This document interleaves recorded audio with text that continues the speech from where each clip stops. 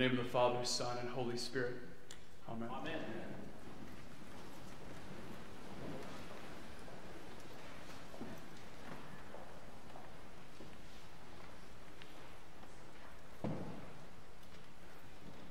For all of elementary school, I grew up in the Baywoods neighborhood of Pensacola, Florida, a little suburban neighborhood on Escambia Bay, right where Interstate 10 passed through Pensacola and went across the bay into the Pace, Milton area.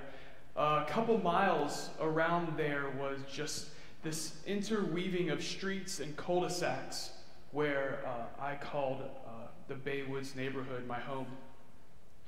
On Christmas morning, my dad took me outside the house to find a brand new chrome Schwinn Predator BMX bike with front and back pegs sitting on the roof of the house because Santa couldn't fit it down the chimney. Probably the best day of my life. This bike provided the primary means of transportation by which me and my friends explored every nook and cranny of the neighborhood throughout most of my elementary school years. Did we run the place? Maybe. By 4th grade, were we essentially a biker gang? Pretty much. This neighborhood encompassed maybe a square mile, boxed in by Interstate 10 and Creighton Road and Scenic Highway below, all high-traffic roads which we could not pass on our bikes. But inside those boundaries was an area of endless adventure and exploration. We would go get ices from the 7-Eleven, race down the steep hill on Whisper Way, look out over the bluffs, go to Gull Point Community Center and play basketball, and we would park at the edge of these woods and walk out into them where there was a rope swing over the ravine. We called this place the Ravine. In my mind, it was an endless forest jungle with gaping canyons over which you could swing like Tarzan. And I hadn't been back here in forever, and I finally looked this place up on Google Maps to just refresh my memory. It is maybe an acre of maybe dense growth with a little stream running through it. Not a lot happening out there, but for me as a kid, I remember it so much differently. It meant so much to me then. Since I moved away shortly after these elementary school years, there's perfectly preserved in my memory the sense of what the world looked like then, because that's all I remember. That was my world then. I knew this 1 square mile world intimately and nothing else. I'm here to tell you, as a kid, I didn't think of my life in the context of other neighborhoods or cities, states or nations. It was just Baywoods Lane, Whisper Way, Camelot Circle, and Elmcrest Drive, all circumscribed by the highways that no kid could cross. That was my world, and the boundaries were impermeable. They weren't even actually really boundaries to me. They were the edges of my world, the point at which I stopped. The psalmist, considered to be David in Psalm 139, is encountering a boundary, the point at which he stops. In the first 5 verses, there are 5 references to knowledge. The subject of the first 4 instances is God. God knows me. God knows my thoughts. God knows my words. God knows my sitting down and rising up. And then something happens in verse 5. The psalmist breaks from being held in the knowledge of God and moves out to reflect on it as if from a distance. It's as if he stops mid-sentence in order to say, it's too wonderful, it's too high, it's beyond my grasp. What has happened here in verse 5? What has happened to our psalmist here, who started in the passive voice, being held in the knowledge of God, that has now caused him in verse 5 to step back? Did he bounce off the boundaries of the limits of his own knowledge? Is he at risk of breaking up against the greater thoughts of God which none can grasp, had he arrived at the edge of his neighborhood. God knows everything, and in light of this knowledge, the psalmist is reduced to reverent awe. A similar pattern occurs in verses 12 through 17 as you move onto those in your bulletin. The verses are simply really the acclamation of the great thoughts and deeds of God, punctuated by the psalmist's near faltering exclamations of wonder and his near inadequacy to relay the details. How deep I find your thoughts, O God, he interrupts into verse 16. Look at verse 16 and 5 together. His knowledge is both high and deep. In verse 4, it presses on both behind and before. In verse 14, he has been working since the very beginning. And verse 17, he will continue on even over an incalculable lifespan. The psalmist shows something, makes a point of something being incalculable by talking about grains of sand. Fun fact, about 5 years ago, a group of researchers at the University of Hawaii took it upon themselves to calculate out the number of grains of sand. They decided to take up the beaches and the deserts on Earth. And in case you were wondering, just in case you wanted to know the sum of God's thoughts, they know now that the number of grains of sand on Earth is somewhere around 7.5 times 10 to the 18th, or 7,500,000,000,000,000,000 grains of sand. You're welcome. It's a big number. Suffice it to say, there is nothing God does not know. His knowledge is above and below, in front, behind, all around, and for all time. He knows the hairs on your head. He knows the trillions of billions of stars by name.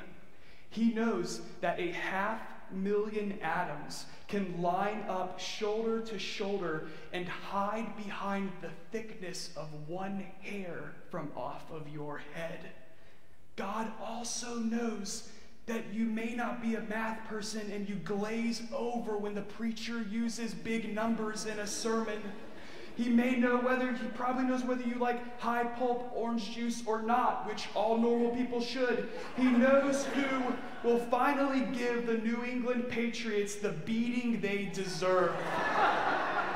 And he knows how many times your trust has been broken, your faith tried, how many times you've brimmed with joy or sank with grief. He knows what is the entire world of your hopes, passions, and fears, no matter how big, because it is to him the most intimate neighborhood with which he is fully acquainted.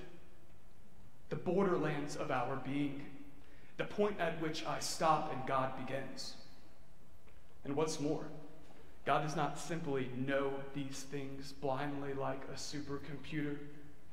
God knows, and you are known. Jesus gestures towards this when he answers Nathanael, "Do you believe because I told you that I saw you under the fig tree, you will see greater things than these?" The fact that God knows is only the beginning. God's knowing is itself an action that has an effect on you. By the sheer act of his knowing, you are thereby known and thereby claimed, marked, and defined as one known by God. At the boundary between our lack of knowing and God's total knowledge, we encounter our own knownness. God, who created burning supernovae and subatomic particles, he knows that boy who biked down Baywood's Lane those years ago, even though that kid couldn't see past Creighton Road. "Where did you get to know me?" Nathanael asks after leaving the fig tree. Nathanael doesn't know it at the time, but he's coming up against the boundary which the psalmist encountered long ago. The point at which he stops and God begins, our limits where God meets us and shows us what is limitless, our darkness where God meets us and shows us the light. The world's edges were so clear to me then, and it was all so small. It was as if I was standing on the shore, oblivious to the ocean stretching out before me. It was as if I occupied a world that I did not know, and I was just a traveler in it, and I could not remain.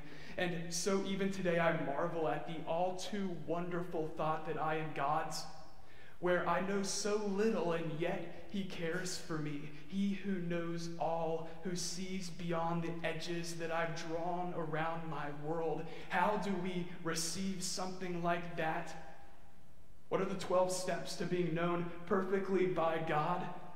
It's frustrating, especially for someone like me.